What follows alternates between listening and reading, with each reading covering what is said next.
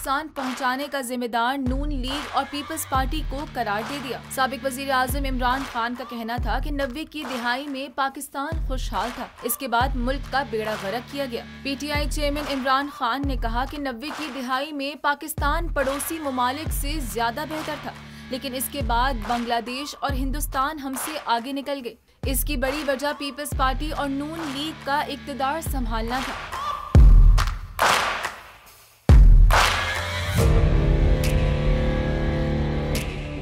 कप्तान का कहना था कि पीपल्स पार्टी और नून लीग ने मुल्क को कमजोर किया। इससे जनरल जियाउल हक और जनरल मुशर्रफ का दौर बेहतर था।